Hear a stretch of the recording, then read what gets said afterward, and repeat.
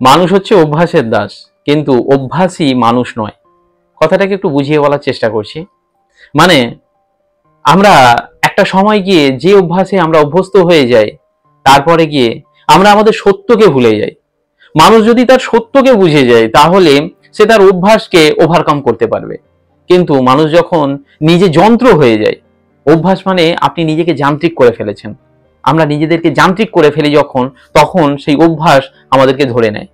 তারপরে অভ্যাস আমাদেরকে পরিচালনা করে। কখনো কখনো আমরা অভ্যাসকে পরিচালনা করতে শুরু করি, কিন্তু একটা সময় আসে যখন অভ্যাস আমাদেরকে পরিচালনা করতে শুরু করে দেয়। তখন আর আপনি মানুষ নন, তখন আর আমরা মানুষ নই, তখন আপনি যন্ত্র হয়ে গেছেন বা আমরা যন্ত্র হয়ে গেছি। এই যান্ত্রিক পর্যায় থেকে আপনি শুধু একবার সত্যকে যাচাই করে দেখে নিন, একবার নিজের যে সত্যটা রয়েছে সেই সত্যর সঙ্গে নিজেকে একবার পরিচয় করিয়ে দিন। আসলে আমরা আমাদের রিয়ালিটিকে সহ্য করতে পারি না। আমরা ঘুমের মধ্যে থাকতে ভালোবাসি।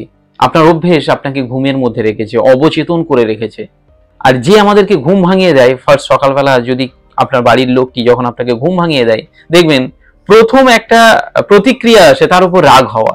হ্যাঁ, তারপরে গিয়ে ভালো লাগে সেই মানুষটা ঘুম ভাঙিয়ে দিয়েছে, তবে আপনি ঠিক টাইমে সেই জায়গায় পৌঁছতে পেরেছেন বা ডিউটি করতে পেরেছেন, পরে ভেবে ভালো লাগছে। কিন্তু যে ঘুম ভাঙিয়ে দেয় তার উপর রাগ হয়। তো আপনার জীবনে এরকম ঘুম ভাঙানোর কোনো ব্যক্তি যদি না থাকে, তাহলে আপনার ক্ষেত্রে অনেক টাফ, অনেকটা কঠিন হয়ে যাবে। সেক্ষেত্রে নিজেকেই ঘুম ভাঙাতে হবে। আর নিজের ঘুম নিজে ভাঙাতে গেলে আপনাকে সত্যের সঙ্গে পরিচয় করতে হবে, রিয়ালিটির সঙ্গে আপনাকে একবার নিজেকে বসাতে হবে। আর রিয়ালিটি যখন আপনি নিজের মধ্যে নিজেকে অনুভব করতে পারবেন, তখন বুঝবেন আপনি আসলে ভুল করছেন। তো এই রিয়ালিটি চেক কি করে সম্ভব? এই রিয়ালিটি চেক সম্ভব, একবার নিজেকেই বলুন যে হ্যাঁ, তুই প্রেমে পড়ে গেছিস, হ্যাঁ তুই নেশা করছিস, হ্যাঁ তুই অন্যায়ের পথে রয়েছিস। এটা যদি একবার আমরা বলতে পারি, তাহলে যদি কেউ ভাবে আমি প্রেমে পড়ে গেছি, প্রেম ওখানেই শেষ হয়ে যাবে। যদি আপনি ভাবেন আমি আনন্দের মধ্যে রয়েছি, হঠাৎ করেই দেখবেন আনন্দ উদাহ। যদি আমরা ভাবি আমি খুশিতে রয়েছি, হঠাৎ করেই সেই খুশিটা কোথায় চলে যায়। যখনই আপনি আপনার রিয়ালিটিকে চেক করবেন, যখনই আপনি আপনার সত্যকে চেক করবেন, যখনই নিজেকে সত্যের মুখোমুখি করিয়ে দেবেন, তখন আপনি আর যন্ত্র থাকবেন না, আমি আর যন্ত্র থাকবো না। এই যন্ত্রকে যখনই মানবিক করতে হবে, তখন ভিতরের সত্যটাকে আপনি নিজেকে একবার বলুন যে তুই যেটা করছিস সেটা সঠিক হচ্ছে না। কেউই খারাপ অভ্যাস জন্ম থেকে পেয়ে আসে না। খারাপ অভ্যাস আপনার একদিন দুদিন করে করতে করতে সেটা অভ্যস্ত হয়ে গেছেন।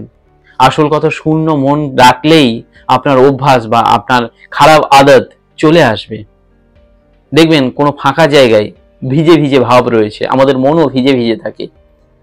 কোনো ফাঁকা মাঠে, পুরো মাঠে ভিজে ভিজে ভাব আছে, কিন্তু কোথাও জল নেই।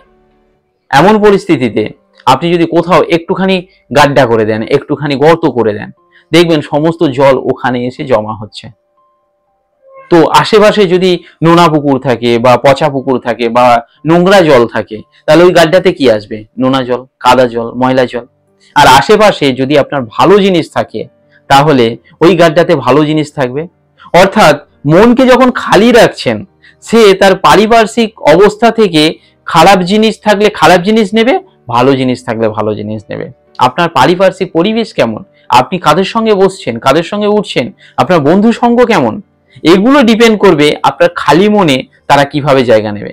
কিন্তু আগে থেকেই যদি আপনার মনটা ভরপুর থাকে, ওই গাড্ডাটা বা ওই গর্তটার মধ্যে যদি আগে থেকেই জল থাকতো, তাহলে হয়তোবা যদি সেই গাড্ডাতে যে তরল বা যে জিনিসটা রয়েছে সে যদি দুর্বল হতো, তাহলে ওইগুলো এসে একটু এফেক্ট করতে পারতো, কিন্তু সম্পূর্ণ এফেক্ট করতে পারতো না। আমাদের ক্ষেত্রে তাই হচ্ছে। আমাদের মনকে আমরা এত বেশি পরিমাণ খালি রেখে দিই, যার ফলে আমাদের খারাপ আদত, খারাপ অভ্যাস আমাদেরকে গ্রাস করে ফেলে। তাই যদি আপনি ভালো অভ্যাস দিয়ে নিজের ওই শূন্যতাকে পূরণ করে রাখতে পারেন, তাহলে দেখবেন অনেক বেশি আপনি ভালো কাজ আপনা থেকে করছেন। কিন্তু মন যদি একেবারেই খালি থাকে, তাহলে মন ন্যাচারালি খারাপ জিনিসের প্রতি আকর্ষিত হবে।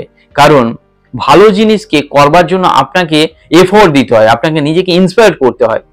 আর খারাপ জিনিস করবার জন্য দুনিয়া আপনাকে ইন্সপায়ার করবে, বরং তার এগেনস্টে আপনাকে নিজেকে প্রতিরোধ করবার জন্য শক্তি লাগে। খারাপ জিনিস করবার জন্য কোনো শক্তি লাগে না, খারাপ জিনিস করা থেকে নিজেকে রুখবার জন্য, আটকানোর জন্য শক্তি লাগে। তো নিজেকে সেই আসল সত্যটা বলে দিন যে হ্যাঁ, আমি খারাপ করছি, আর this is the last day যেখানে আর ওই খারাপ কাজটা হবে না। অভ্যাস থেকে মুক্তির জন্য নিজেকে যন্ত্র থেকে মানবিক করতে হবে। তো আমি আমার সংক্ষিপ্ত বুদ্ধি নিয়ে এবং একেবারেই সীমিত জ্ঞান নিয়ে এই ভিডিওটিকে এক্সপ্লেন করবার চেষ্টা করলাম। যদি ভিডিওটি সঠিক মনে হয় তাহলে আমার জন্য কিচ্ছু করতে হবে না, এই ভিডিওটিকে আপনার লাইফে কাজে লাগান। ধন্যবাদ।